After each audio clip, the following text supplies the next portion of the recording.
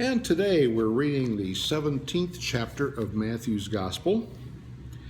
It begins with what's truly a mountaintop story, mountaintop experience for Jesus and the disciples, the transfiguration of our Lord. Matthew 17.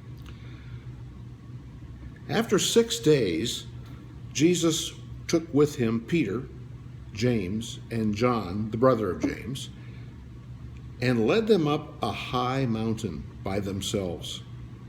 There he was transfigured before them.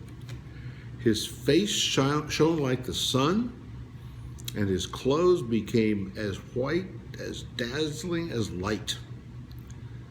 Just then there appeared before them Moses and Elijah, talking with Jesus.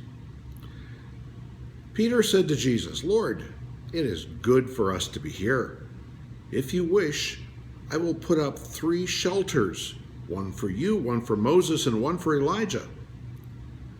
While he was still speaking, a bright cloud enveloped them, and a voice from the cloud said, "This is my Son, whom I love. With him I am well pleased. Listen to him." When the disciples heard this, they fell face down on the ground, terrified. But Jesus came and touched them. "Get up," he said. "Don't be afraid." When they looked up, they saw no one except Jesus. As they were coming down from the mountain, Jesus instructed them, Don't tell anyone what you have seen until the Son of Man has been raised from the dead."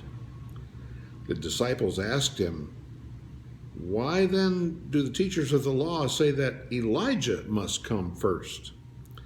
Jesus replied, "To be sure, Elijah comes and will restore all things.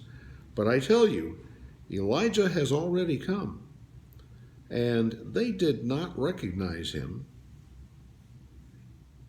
but had done to him everything that they wished. In the same way, the Son of Man is going to suffer at their hands." Then the disciples understood that he was talking to them about John the Baptist. When they came to the crowd, a man approached Jesus and knelt before him. "Lord, have mercy on my son," he said. "He has seizures and is suffering greatly. He often falls into the fire or into the water. I brought him to your disciples, but they couldn't heal him." "O unbelieving and perverse generation," Jesus replied, "how long shall I stay with you? How long shall I put up with you? Bring the boy here to me." Jesus rebuked the demon, and it came out of the boy, and he was healed from that moment.